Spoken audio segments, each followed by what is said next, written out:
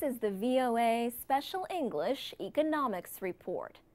Greece has approved a plan to cut spending, raise taxes, and sell government-owned assets.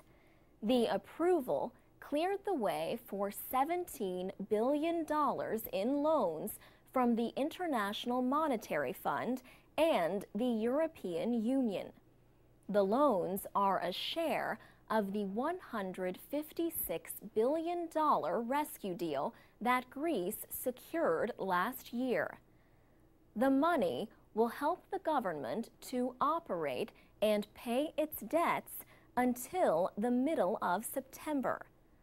But the austerity plan led to a two-day general strike in Greece and violent demonstrations in Athens. Several hundred protesters and police were injured. Parliament approved the plan on June 29th and agreed to the details the next day.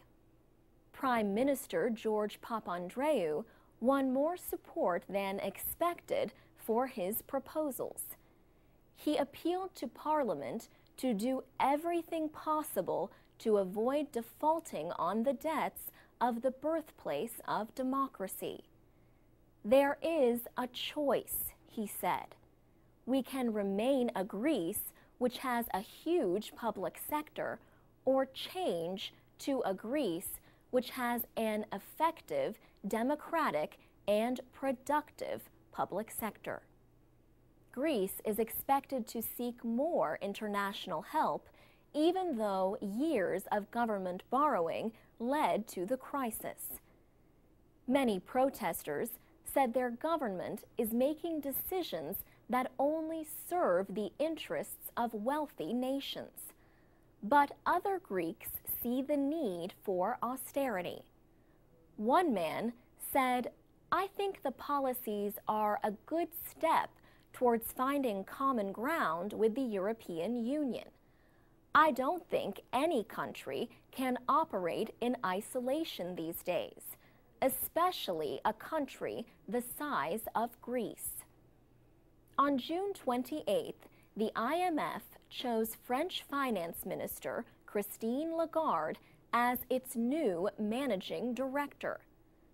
Dominique Strauss-Kahn resigned in May after he was accused of sexually assaulting a hotel cleaning woman in New York.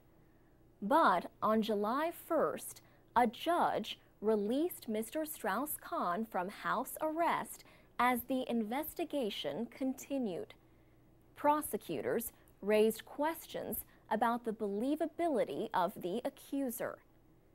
The IMF has always been led by a European, but Ms. Lagarde is the first woman.